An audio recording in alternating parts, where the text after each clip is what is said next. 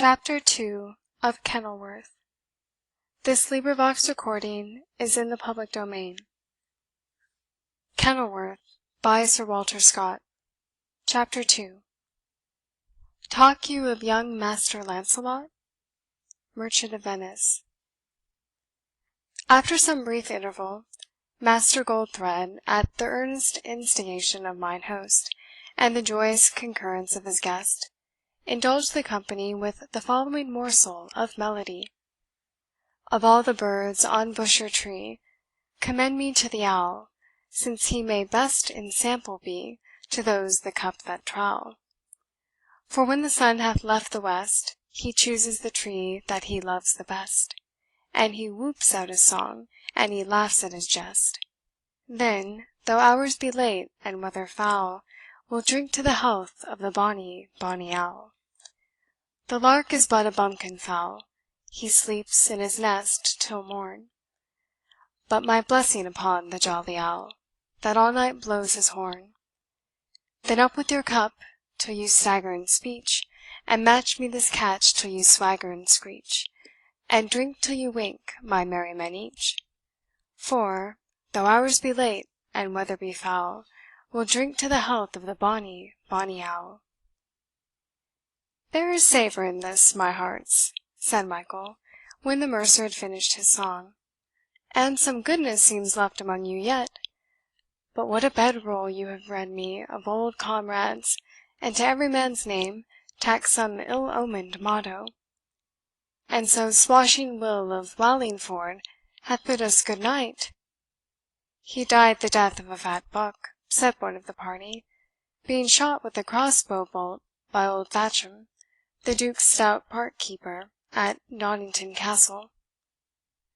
"Ay, ay, he always loved venison well," replied Michael, "and a cup of claret to boot. And so here's one to his memory. Do me right, my masters."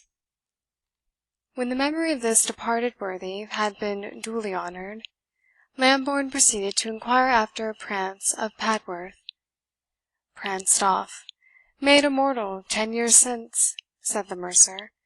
"Marry, sir, Oxford Castle and Goodmanthong, and a tenpenny worth of cord, best know how." "What, so they hung poor Prance high and dry? So much for loving to walk by moonlight. A cup to his memory, my masters. All merry fellows like moonlight. What is become of Hal with the plume, he who lived near Yattendon, and wore the long feather? I forget his name." "What, Hal Hempseed?" replied the mercer. "Why, you may remember he was a sort of a gentleman, and would meddle in state matters, and so he got into the mire about the Duke of Norfolk's affair, these 2 or 3 years since, fled the country with a pursuivant's warrant at his heels, and has never since been heard of." "Nay, after these balks," said Michael Lambourne, "I need hardly inquire after Tony Foster; for when ropes and crossbow shafts, and pursuivant's warrants, and such like gear, were so rife, Tony could hardly escape them." "Which Tony Foster mean you?" said the innkeeper.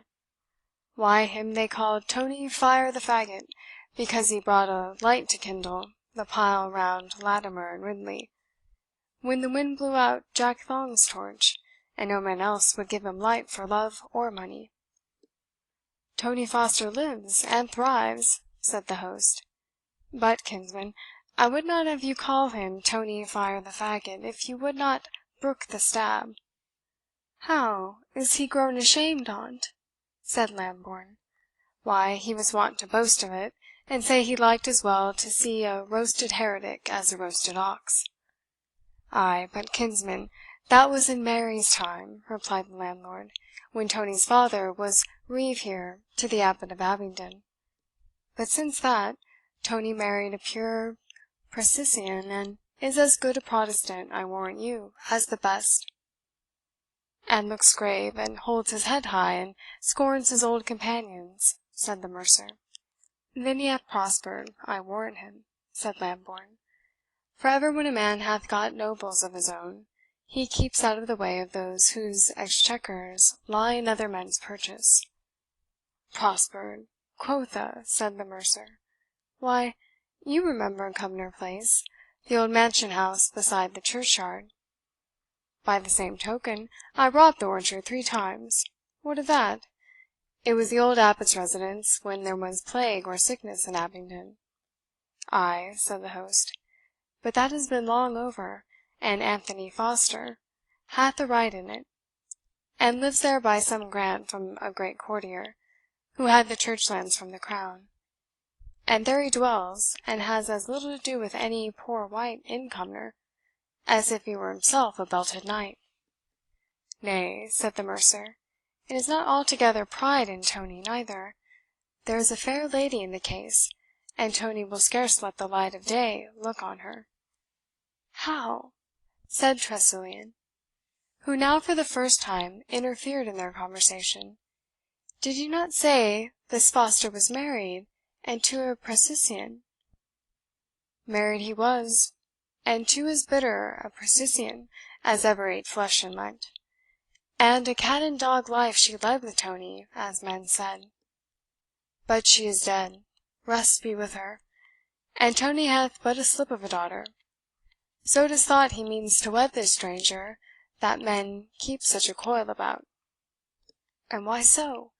I mean, why do they keep a coil about her?" said Tressilian.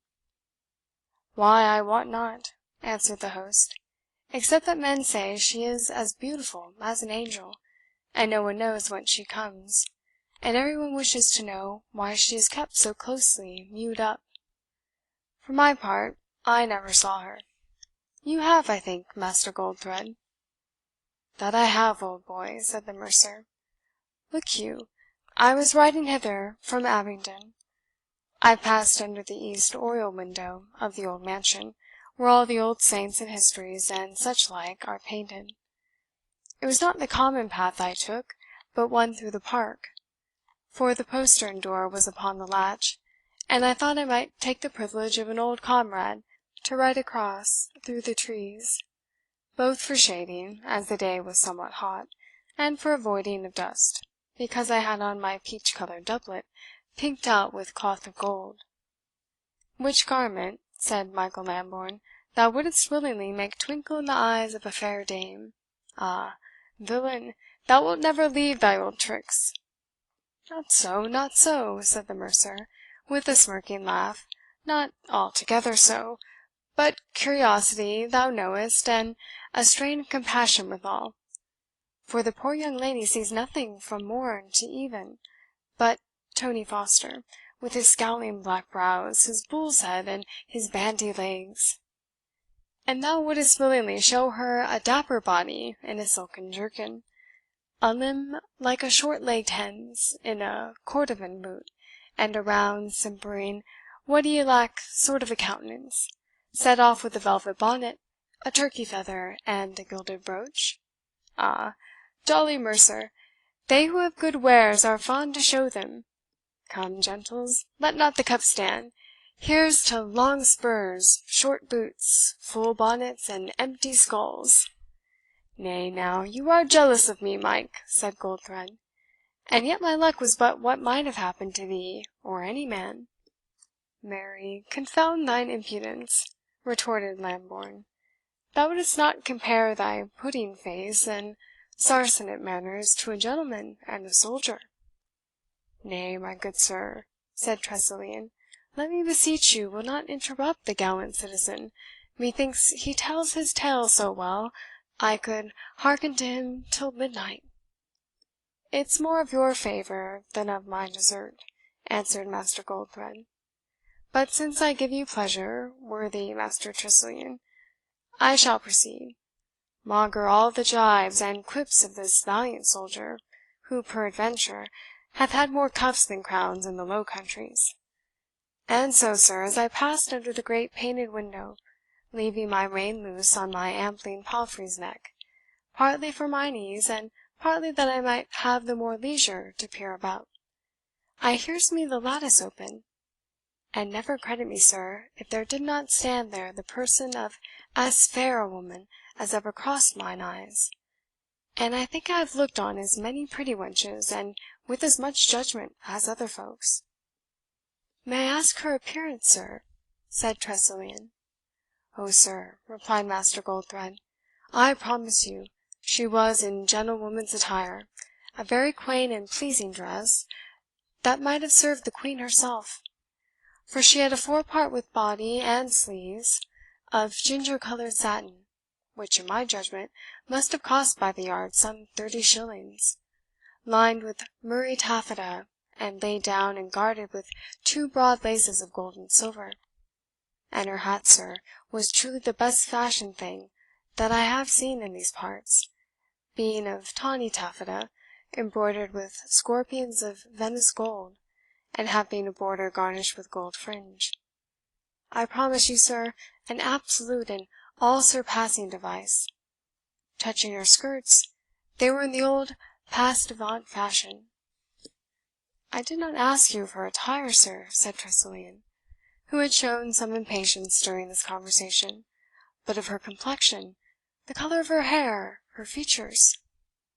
"Touching her complexion," answered the mercer, "I am not so special certain, but I marked that her fan had an ivory handle, curiously inlaid; and then again, as to the colour of her hair, why, I can warrant, be its hue what it might, that she wore above it a net of green silk, parcel twisted with gold." "A most mercer like memory," said Lambourne. "The gentleman asks him of the lady's beauty, and he talks of her fine clothes."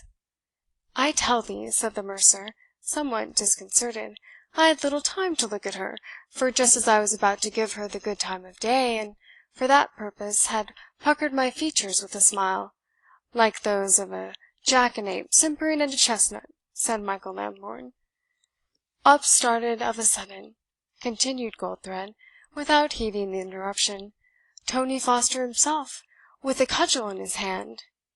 "And broke thy head across, I hope, for thine impertinence," said his entertainer. "That were more easily said than done," answered Goldthred indignantly. "No, no, there was no breaking of heads. It's true he advanced his cudgel, and spoke of laying on, and asked why I did not keep the public road, and such like, and I would have knocked him over the pate handsomely for his pains, only for the lady's presence, who might have swooned, for what I know. Now, out upon thee for a faint spirited slave," said Lambourne. "What adventurous knight ever thought of the lady's terror when he went to thwack giant, dragon, or magician, in her presence, and for her deliverance? But why talk to thee of dragons, who would be driven back by a dragon fly? There thou hast missed the rarest opportunity." "Take it thyself, then, bully Mike," answered Goldthred. "Yonder is the enchanted manor, and the dragon, and the lady, all at thy service, if thou darest venture on them." "Why, so I would for a quartern of sack," said the soldier. "Or stay, I am foully out of linen. Wilt thou bet a piece of Hollands against these 5 angels that I go not up to the hall to morrow, and force Tony Foster to introduce me to his fair guest?" "I accept your wager," said the mercer; "and I think, though thou hast even the impudence of the devil, I shall gain on thee this bout. Our landlord here shall hold stakes, and I will stake down gold till I send the linen." "I will hold stakes on no such matter," said Gosling. "Good now, my kinsman, drink your wine in quiet, and let such ventures alone. I promise you, Master Foster hath interest enough to lay you up in lavender in the castle at Oxford, or to get your legs made acquainted with the town stocks." "That would be but renewing an old intimacy, for Mike Shins and the town's wooden pinfold have been well known to each other ere now," said the mercer. "But he shall not budge from his wager, unless he means to pay forfeit." "Forfeit?" said Lambourne. "I scorn it. I value Tony Foster's wrath no more than a shelled pea-cod, and I will visit his Lindabrides, by Saint George, be he willing or no." "I would gladly pay your halves of the risk, sir," said Tressilian, "to be permitted to accompany you on the adventure." "In what would that advantage you, sir?" answered Lambourne. "In nothing, sir," said Tressilian, "unless to mark the skill and valour with which you conduct yourself. I am a traveller who seeks for strange rencounters and uncommon passages, as the knights of yore did after adventures and feats of arms." "Nay, if it pleasures you to see a trout tickled," answered Lambourne, "I care not how many witness my skill. And so here I drink success to my enterprise, and he that will not pledge me on his knees is a rascal, and I will cut his legs off by the garters." The draught which Michael Lambourne took upon this occasion had been preceded by so many others, that reason tottered on her throne. He swore one or two incoherent oaths at the mercer, who refused, reasonably enough, to pledge him to a sentiment which inferred the loss of his own wager. "Wilt thou chop logic with me?" said Lambourne. "Thou knave, with no more brains than are in a skein of ravelled silk. By heaven, I will cut thee into 50 yards of galloon lace." But as he attempted to draw his sword for this doughty purpose, Michael Lambourne was seized upon by the tapster and the chamberlain, and conveyed to his own apartment, there to sleep himself sober at his leisure. The party then broke up, and the guests took their leave, much more to the contentment of mine host than of some of the company, who were unwilling to quit good liquor, when it was to be had for free cost, so long as they were able to sit by it. They were, however, compelled to remove, and go at length they did, leaving Gosling and Tressilian in the empty apartment. "By my faith," said the former, "I wonder where our great folks find pleasure, when they spend their means in entertainments, and in playing mine host without sending in a reckoning. It is what I but rarely practise, and whenever I do, by Saint Julian, it grieves me beyond measure.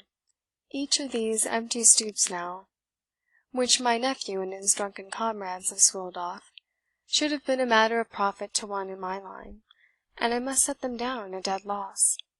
I cannot, for my heart, conceive the pleasure of noise and nonsense, and drunken freaks, and drunken quarrels, and smut, and blasphemy, and so forth, when a man loses money instead of gaining by it. And yet many a fair estate is lost in upholding such a useless course, and that greatly contributes to the decay of publicans. For who the devil do you think would pay for drink at the Black Bear, when he can have it for nothing at my lord's or the squire's?" Tressilian perceived that the wine had made some impression even on the seasoned brain of mine host, which was chiefly to be inferred from his declaiming against drunkenness. As he himself had carefully avoided the bowl, he would have availed himself of the frankness of the moment to extract from Gosling some further information upon the subject of Anthony Foster and the lady whom the mercer had seen in his mansion house. But his inquiries only set the host upon a new theme of declamation against the wiles of the fair sex, in which he brought, at full length, the whole wisdom of Solomon to reinforce his own.